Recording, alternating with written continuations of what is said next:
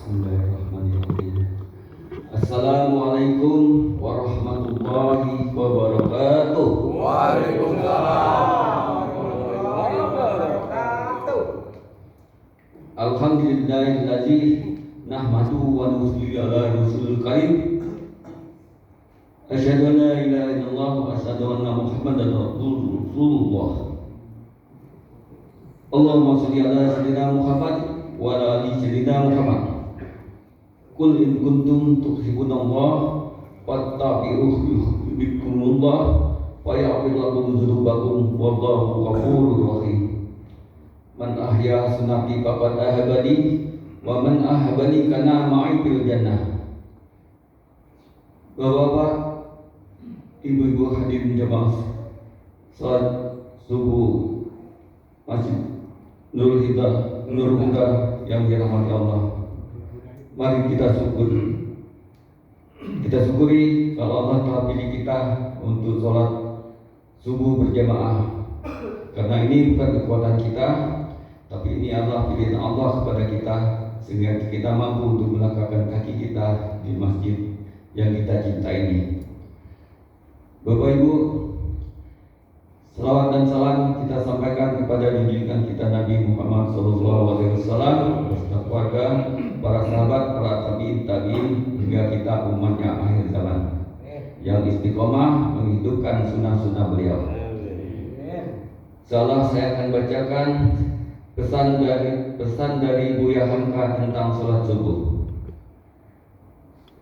Jika subuh senantiasa dipelihara, itu tandanya akan selamat dari neraka. Jika subuh didahului dengan sholat sunnah, pasti seluruh dunia beserta isinya ia dapatkan. Jika subuh bergelap-gelap menuju musola, maka di kegelapan akhirat ia dapatkan cahaya. Jika subuhnya tidak dia jaga, maka pada wajahnya pun tidak ada mendapatkan cahaya. Jika subuhnya sengaja terlupa, maka tanda imannya tiada bernyawa. Jika subuhnya terasa berat, tanda munafik sudah mendekat. Jika subuhnya tiada peduli, tanda imannya menghampiri mati. Jika subuhnya tiada berjamaah, tanda hidupnya akan hilang barokah. Jika subuhnya tidak di masjid, tanda imannya ada penyakit. Jika subuhnya selalu terlewat, tanda imannya semakin cacat. Jika subuhnya di akhir waktu, tanda imannya semakin labu. Jika subuhnya hari sudah siang, tanda rezekinya sudah hilang. Dan jika di waktu subuh masih mendengkur, tanda setan memeluknya dalam tidur. Bapak, ibu hadirin jamaah sholat subuh Masjid Nurul Huda yang dirahmati Allah. Pagi ini barangkali saya bukan tausiah atau berceramah, tapi saya hanya ingin muzakarah tentang adab-adab masjid. Bapak Ibu hadirin, bagaimana hari ini kita telah banyak meninggalkan sunnah baginda Rasulullah SAW, sebagaimana hadis yang saya bacakan di mukadimah saya tadi, man ahya sunnati faqad ahabani wa man ahabani kana ma'i fil jannah. Barang siapa menghidupkan sunnahku, kata Rasulullah, berarti ia cinta kepadaku. Barang siapa cinta kepadaku, berarti ia akan bersamaku di surga. Jadi hari ini Bapak Ibu hadirin jamaah sholat subuh, bagaimana kita hari ini disuruh Rasulullah berwudu dari rumah menuju ke masjidnya Allah ini, dan kita menuju masjid ini, bagaimana kita masuk masjid, bagaimana kita keluar masjid, bagaimana kita berada di dalam masjid. Nah, ini masalahnya. Sekarang sedang musim hujan, bagaimana kita memasuki masjid ini perlu ada adabnya. Apabila kita dari luar kena hujan, kaki kita kena air dari hujan, kalau kita tidak membersihkan kaki kita, di depan ada keran, di depan masjid kita ini ada keran, kita bisa mencuci kaki kita dulu di masjid sebelum kita masuk masjid. Karena kalau tidak, air yang bekas kita injak dari jalanan tadi banyak najis-najisnya, sehingga kita bawa ke dalam masjid, sehingga di dalam masjid ini semuanya akan najis. Inilah yang harus kita jaga, ada masjidnya. Kemudian setelah kita masuk di sini, masuk masjid, alhamdulillah masjid ini telah dipasang oleh pengurus masjid doa-doa masuk masjid dan doa keluar masjid. Hari ini banyak umat Islam ini sudah lupa masuk masjid, keluar masjid, entah kaki kanan, entah kaki kiri. Inilah persoalannya. Jadi kita hari ini bagaimana kita kembali lagi ke pelajaran waktu kita masih kecil, yaitu masuk masjid dengan kaki kanan, masuk masjid. Setelah masuk masjid, kita adabnya langsung sholat tahiyyatul masjid 2 rakaat tanpa melakukan apapun sebelum sholat tahiyyatul masjid. Setelah itu barulah kita melakukan hal-hal yang lain, misalnya zikir, baca Al-Quran dan lain-lain sebagainya. Bapak Ibu, inilah hari ini kita banyak melupakan meninggalkan sunnah-sunnah baginda Rasulullah SAW ini. Setelah kita berada di masjid, apabila kita ingin buang air kecil, ingin istinja, maka hari ini kita lupa masuk ke toilet ini, apakah kaki kanan, apakah kaki kiri. Ini yang sering lupa. Sering malah merasa enak saja masuk ke dalam ke dalam toilet. Kadang-kadang kaki kanan yang dilangkah keluarnya, kadang-kadang kaki kiri, kaki kanan masing-masing lupa, banyak yang lupa dengan adab-adab ini. Ini sunnah baginda Rasulullah SAW ini sudah banyak ditinggalkan. Begitu di dalam masjid, begitu di dalam toilet, perlu kita ketahui bahwa toilet ini adalah tempatnya setan bersembunyi di dalam toilet. Kemudian di toilet ini semuanya najis, di lantai-lantainya najis. Jadi sebelum kita masuk ke toilet, kita bersihkan dulu, kita siram dulu ubin-ubinnya supaya tidak mengenai kita najis-najisnya. Dan kita sebelum masuk pun kita angkat baju kita yang benar, kita jangan sampai mengenai ubin-ubin atau tembok-tembok di dalam kamar mandi tersebut. Karena ini adalah masalahnya najis banyak sekali semua di dalam toilet najis.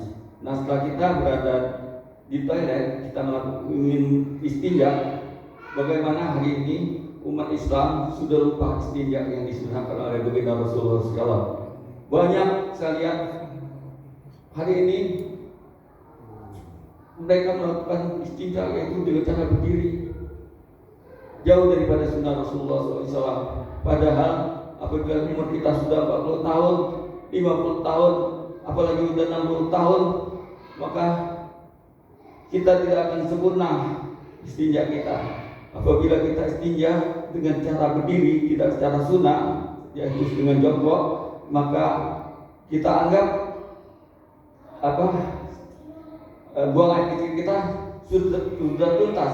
Belum, ternyata setelah ada penelitian, ternyata seperti ini. Apabila kita kencing berdiri, maka beberapa langkah setelah kita keluar dari masjid, keluar dari toilet, maka akan menetes lagi, akan menetes sisa-sisa air kencing kita. Apa yang terjadi? Apakah apabila ada najis dalam dalam kita, akan sah sholat kita? Inilah yang terjadi Bapak Ibu. Bahwa hari ini umat Islam tak lupa melaksanakan sunnah-sunnah baginda Rasulullah SAW ini. Mereka kencing berdiri seperti mana orang Yahudi dan Nasrani kencing. Jadi hari ini apabila kita kencing berdiri, maka pasti akan netes kembali. Apabila apalagi umur kita sudah 40, 50, 60 tahun. Bapak Ibu, hari ini sebagaimana disampaikan oleh baginda Rasulullah SAW, bahwa kebanyakan dari siksa kubur itu adalah gibah dan istinjanya tidak sempurna. Kebanyakan dari siksa kubur karena istinjaknya tidak sempurna. Kenapa tidak sempurna? Karena tadi itu, karena tidak mengikuti sunnah. Kita mengikuti cara-cara hidup orang Yahudi dan Nasrani. Bahkan hari ini di masjid-masjid telah dipasang atau dibuat tempat kencing berdiri. Alhamdulillah misalnya. Jadi luar biasa Yahudi dan Nasrani ini membuat kita mengikuti milah mereka. Dalam surat Al-Baqarah ayat 120 Allah katakan walan tadawakal yahudu wala nasara hatta tatabi amilatahum, bahwa sesungguhnya orang Yahudi dan orang Nasrani itu tidak akan pernah senang kepada kita umat Islam ini sebelum kita mengikuti cara hidup mereka atau milah mereka. Jadi hari ini inilah yang terjadi. Umat Islam ini sedikit demi sedikit mengikuti cara hidup Yahudi dan Nasrani. Maka dibuatlah oleh orang-orang kafir ini tempat-tempat kencing berdiri semua, baik di hotel-hotel, di perkantoran, di mana-mana, bahkan di masjid dibuat tempat kencing berdiri. Padahal dikatakan bahwa kebanyakan dari siksa kubur itu adalah karena istinjaknya tidak sempurna. Hari ini banyak umat Islam yang sudah lupa, banyak umat Islam yang tidak tahu lagi tentang sunnah ini. Bapak hadirin jemaah, satu lagi yang ingin sampaikan tentang makan dan minum berdiri ini. Kita lihat hari ini cara Yahudi dan Nasrani ini luar biasa. Dia membuat umat Islam mengikuti milah mereka, cara hidup mereka. Di mana kita lihat, kita tidak usah melihat di gedung-gedung Jakarta, di Jakarta sana, tapi kita cukup melihat di Masjid Al-Barokah, di tempat resepsi pernikahan di Masjid Al-Barokah. Bagaimana hari ini kita lihat umat Islam makan dan minum berdiri, makan dan minum ngobrol, makan dan minum seenaknya lah, seperti orang Yahudi dan Nasrani.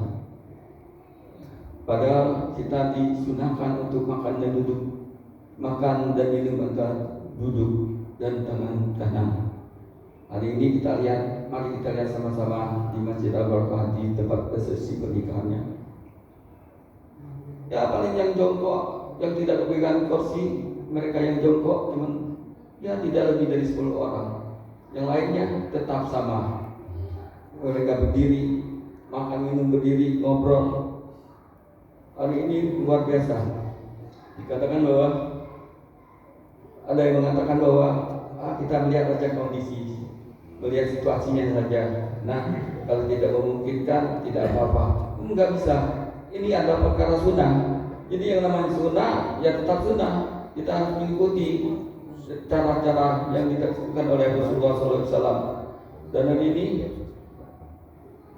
dan saya lihat karena yang melaksanakan atau membuat standing party ini adalah cara Yahudi dan Nasrani. Mereka yang menciptakan standing party ini, sehingga umat Islam mengikuti cara standing party ini, semua makan minum. Tapi kalau kita lihat di kampung di belakang di Jalan Swadaya, saya pernah ikut resepsi di sana, pesta perkawinan di belakang PC ini. Mereka melakukan apa? Sunnah, artinya semua undangan itu makannya duduk. Kadang mereka siapkan meja panjang dan porsi-porsi, semua ada kue-kue di sana, tinggal mengambil makanan nasinya saja di tempatnya, dan makannya tetap semua duduk di sana. Dan ini yang kita lihat hari ini, bahwa masih ada yang jalan ke sunnah, tapi kebanyakan daripada umat Islam hari ini lupa makan dan minum berdiri, mengikuti cara Yahudi dan Nasrani. Ini saya bacakan satu hadis dari Rasulullah SAW yang maklumnya sabda Nabi Muhammad SAW tentang tanda-tanda akhir zaman, di mana umat Islam akan meniru perilaku dan tradisi Yahudi dan Nasrani secara berlebihan, sejengkal demi sejengkal, sehasta demi sehasta, bahkan ia masuk lubang biawak atau lubang dok, maka umat Islam akan mengikuti mereka. Hadis sahih, hadis riwayat Bukhari Muslim. Bapak Ibu hadirin, Allah pun mengatakan bahwa walan tardo akal yahudu walan nasara hatta ta'lamu tahum ini adalah jelas kita bahwa bagaimanapun orang Yahudi dan Nasrani tidak akan pernah senang kepada kita ini sebelum kita mengikuti cara hidup mereka. Dan hari ini sudah terjadi. Mudah-mudahan ada manfaatnya yang saya sampaikan. Apabila ada benarnya itu datang dari Allah, dan apabila ada kekurangan itu kesalahan saya sendiri. Kepada Allah saya minta ampun, dan kepada bapak ibu-ibu saya minta maaf. Kita tutup dengan doa kifaratul majlis. Subhanallah wa bihamdihi, subhanallah wa bihamdika, asyhadu an la ilaha illa anta, astaghfiruka wa atubu ilaik. Assalamualaikum warahmatullahi wabarakatuh. Waalaikumsalam warahmatullahi wabarakatuh. Allah baik, Allah mau, Allah baik. SCTP masukin. Ayo dong, ayo dong.